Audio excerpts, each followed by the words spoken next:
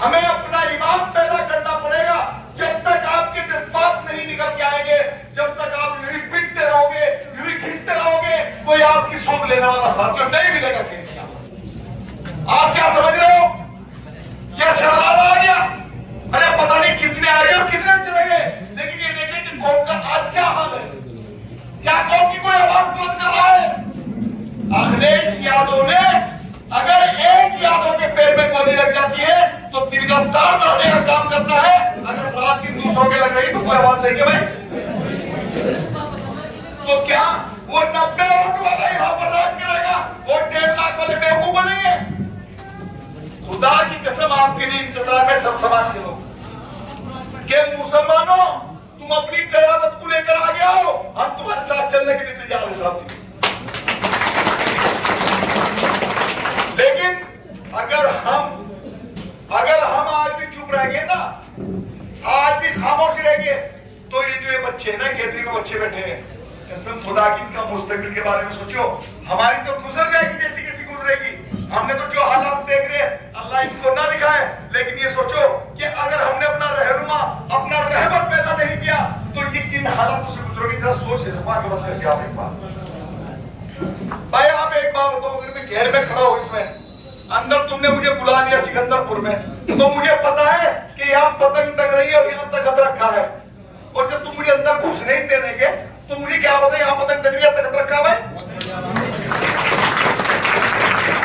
जब तुम्हारी आवाज उठाने वाला विधानसभा में साझे में नहीं होगा, तुम्हारी आवाज उठाने वाला गठबंधन में नहीं होगा, जब तुम्हारी आवाज उठाने वाले को बाहर से बाहर खेल दिया जाएगा, दूर पर कर दिया जाएगा, तो तुम तमाशा देखते रहिए और तुम्हारे अधिकारों को खत्म कर दिया जाएगा साथियों। और किया जा रहा है आपके अधिकारों को खत्म। आपको पता है कि कागज कलम से क्या हो रहा है? तलवारें चलने से सब कुछ नहीं होता, कलम सबसे बड़ी तलवार होती है, कलम सबसे बड़ी बंदूक होती है, कलम सबसे बड़ी तोप होती है साथियों। अगर आप भी सोच रहे हो कि आप सुबह जाते हो और मजदूरी करते हो, रात को आके घर में खा लेते हो, उससे बात पूरी होने की साथी। ना मैं आपको कुछ देने का, ना मेरी औकात है मैं आपको कुछ दे दूं, क्योंकि अल्लाह का शुक्र है आप सब मेरे से बड़े हो, मेरे से बड़े जिम्मेदार हो, मेरे से बड़े दौलत वाले हो। क्योंकि फकीर वो होता है जो चलकर आता है, आप तो यहाँ पर शेर हो, मैं तुम्हारे बीच में आया हूँ अपनी फकारत लेकर, आपके बीच में ओवैसी का साहिल बनकर आपसे भीख मांगने के लिए आया हूँ कि खुदा के वास्ते इस मुस्तकबिल के लिए सोच लो साथी। तकरीर में बड़ा मजा आता है, लेकिन ये जो हंसी है ना तुम्हारे अंदर कहीं ना कहीं मुझे चोट नजर आ रहा है, ठीक है ना साथियों? कि इतने सीरियस होने के बाद भी आप बात को समझ नहीं रहे। आप कसम खुदा की मैं आपको एक बात बताऊं, अगर हमने सब दिमाग में है भाईजान, बिल्कुल आप सही कह रहे, सब फैसला ले चुके हैं, सब पतंग को वोट करेंगे, ये भी हकीकत है। लेकिन दिक्कत क्या आ रही है कि जब तक सिकंदरपुर से इस तरह आवाज नहीं निकलेगी जिस तरह मीरापुर से निकली ना, जब तक गठजोड़ नहीं होने का साथ। मीरापुर की आवाज देखिए आपने, मीरापुर की एक आवाज ने उस उद्योगपति का गुड़गुड़ी वाला बना दिया। गुड़गुड़ी बना तो बेहतर बिलावा गलियों में कोई पूछने वाला नहीं है। 10 गाड़ी यहाँ खड़ी, 50 गाड़ी यहाँ खड़ी, 100 गाड़ी यहाँ खड़ी, अरे गाड़ियों वालों का काम खत्म हो गया। अब तो जनता उसे चुनेगी जो जनता के लिए आवाज उठाएगा, उनको नहीं चुनेगी कि जब बढ़ती है और जब टिकट आती है तो भलाई की टिकट लगे तो भाई भागने का काम करते साथियों। आपको पता होगा सारी बातें खोल के की जाती कि कब क्या हुआ था, कोई चीज आप नहीं भूले होंगे या भूल गए भाई? नहीं भूले ना? किन किन दौर से, किन किन हालातों से, कम से कम अल्लाह न करे कि जैसे 13-14 साल हमारे ऊपर गुजरे हैं, लेकिन कोई हुक्मरान, कोई हाकिम आपको सड़कों पर नजर नहीं आया। अगर नजर आया तो मुझे फख्र है, क्योंकि मैं एक संपादक हूँ। जिस दिन में इनका मौलाना इमरान कासिम साहब का मुजफ्फरनगर में हर मसले पर इंटरव्यू करता था, मेरा जी लगता था कि एक आवाज ऐसी है जो कौम के लिए बुलंद हो रही है। लेकिन जब मैंने इस पार्टी को ज्वाइन किया और ओवैसी साहब का मैंने उस वली का चेहरा देखा जिसे देखकर मेरे बदन में लर्जा हटती, कसम खुदा बाकी ऐसा लगता है जैसे कि वली हो कोई। और अल्लाह ने हमें इतना मजबूत आदमी दिया और हम उसे खो रहे। कितनी उम्र आगे होगी वैसे साहब की? कम से कम 60-70 साल की उम्र आगे होगी। आगे बस क्या रहा? अगर मान लिया ऊंच नीच होगी, कोई संभालने वाला है साथियों? भाई जब तुम अपने को पैदा ही कर रहा, जाना तो सबको है, जो पैदा हो गया उसे न पैदा होना लेकिन जब तुम अपनी साझेदारी नहीं दिखा रहे, जब तुम अपना रहनुमा पैदा नहीं कर रहे, भाई बिना इमाम के तो नमाज नहीं होती, तो बिना इमाम के प्रदेश में कैसे आपको हिस्सेदारी मिल जाएगी? अरे यार, कभी अखिलेश यादव के नाम पर, कभी मायावती के नाम पर, कभी राहुल गांधी के नाम पर, आपको किस किस के नाम पर ठगा जाता है, लेकिन आप ठगे जाते हैं क्योंकि आप भोले हो, आपका दिल साफ है, आपके अंदर हसद नहीं है, क्योंकि अल्लाह ने हर 3 माह का दिल बिल्कुल साफ बनाया है। ये सबके साथ चल देता है, लेकिन वो दिन कब आएगा जब इसके साथ भी कोई चलेगा? साथियों, वो इंतजार कर रहे हैं कि खुदा के वास्ते तुम एक हो जाओ। 1.5 लाख विधानसभा में हो, 1.5 लाख ईमानदार से होता हुआ सिकंदरपुर में सब समाज के लोग रहते होंगे, यहाँ पर रहते भाई, कई बिरादरी के लोग रहते हैं। अगर आज सिकंदरपुर वाले सारे अपने भाई ये खड़े होकर कहते हैं कि भाई इंशाल्लाह यहाँ से सिकंदरपुर से पतंग से अलावा कहीं पर उठ पड़ेगी, तो ये बताओ कि दूसरे साथी आपके साथ आ जाएंगे नहीं आ जाएंगे?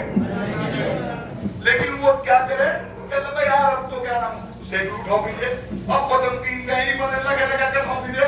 अरे मैं यूं कह रहा हूँ कि भाई कुछ भी ठा लो, कुछ भी ले जा लो, लेकिन जिस दिन 13 तारीख का दिन है ना, उस दिन अपनी पतंग को बोल मेरा भाई सीरियस हो गया, मैं आया हूँ इंशाल्लाह बात करता हूँ। तो भाई बहुत लगेगी, भाई बहुत लगेगी, भाई बहुत लगेगी।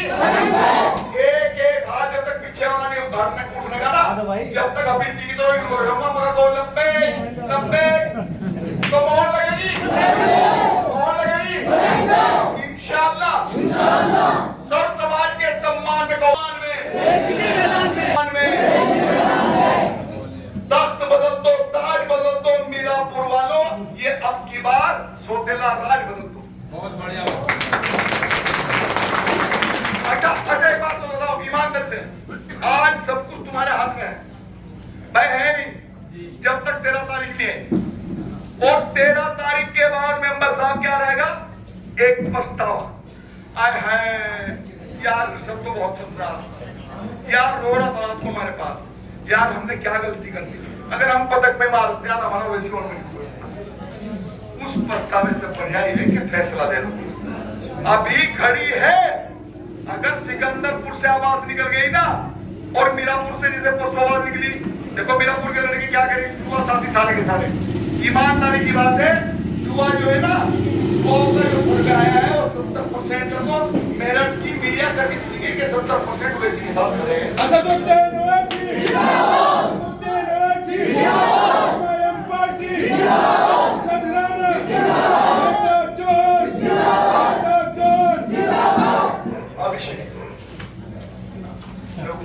बात करिए, अपना नारा अपने आप ही लगा दिया। तो अब ये देखो, आप 13 तारीख में अगर हमने पछतावे के बिना फैसला ले लिया इंशाल्लाह, तो बताओ कितना जी लगेगा जब तुम्हारा छोटा सा भाई जो यहाँ तुम्हारे बीच में रहेगा, अब तुम्हारे अंदर ईद होगी या नहीं होगी?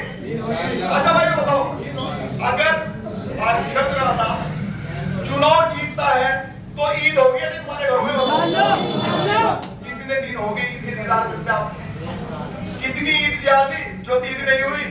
तो इस चुनाव में ईद करने का फैसला ले लो कि अब की बार हमारे आंगन में आतिशबाजी होगी इंशाअल्लाह। यकीन के बारे में एक ही बात मैं आपसे कह रहा हूँ कि खुदा के वास्ते में तुम्हारा भाई, ठीक है, अगर मेरे से कोई गलती हो या मैं आपसे गलत बयानबाजी कर रहा हूँ तो मुझे बिल्कुल कबूल ना करो, और मैं हक ईमान के और ला इलाहा इल्लल्लाह मोहम्मद रसूलुल्लाह सल्लल्लाहु अलैहि वसल्लम को बीच में लेके आपसे बात कर रहा हूँ, और आपको मेरे ऊपर यकीन है, तुम चाहते हैं कि वोट तो मिल जाए भाई।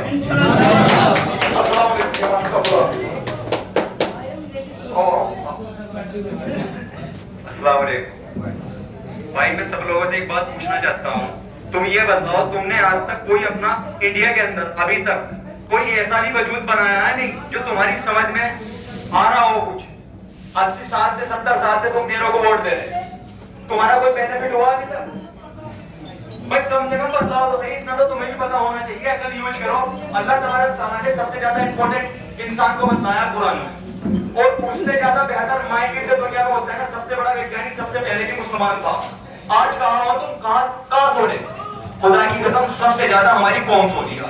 मैं तुम्हें हकीकत बता रहा, जब तुमने 80 साल में बेनिफिट नहीं लिया किसी से, भाई एक बार ये सोच लो, अपने को देके बसता रहो। और मैं तुम्हें के टाइम में पूरी दुनिया के अंदर तुम्हें पता हालात क्या चल रहे हैं हम लोगों के। मुसलमान वो है जो पूरी दुनिया में नजर रखता हो, सिर्फ इंडिया में नहीं, पूरी दुनिया में नजर रखता हो। पूरी दुनिया के हालात बहुत ज्यादा खराब है, कर रखे हम लोगों ने, क्योंकि हमें जो है ना अपना अदम नहीं है। क्योंकि मीडिया द्वारा हमें पूरी दुनिया में जो दिखाया गया है ना, खास करके हमारा जो रहनुमा होता है उसे मीडिया द्वारा इस तरह से बदनाम करा जाता है, हमारे माइंड डेवलप कहीं और कर दिए जावे हैं। लेकिन हम इसलिए बेवकूफ हैं, हम सोचते नहीं इस बात को। हम क्या करें, अपने ही बात से तोहमत लगा दें। इस्लाम में 4 गवाह क्यों बन गए?